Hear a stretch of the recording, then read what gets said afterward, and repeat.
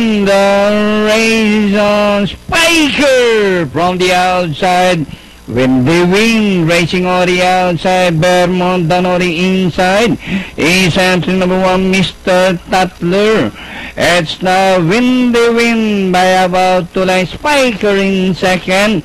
Vermont racing in third by Doral alongside Sting Tank. Entry number 5, Gross Income, Mr. Tatler, Key Lever. Richard is running at the tail of the field. And rounding the far turn, Windy Wind by about 3 lengths. Spiker in second.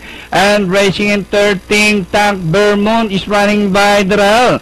As they race the last 500, Windy Wind by about 2 lengths. Vermont is Spiker in between runners. Sting Tank on the outside. Last 250. Now the course of the wind has changed with the favorite Vermont the leader. Windy Wind, Sting Tank, Spiker, and nearing the finish line, Vermont overpowering the opponent. Second, Sting Tank close. Windy Wind, Spiker, Richard Pentafecta.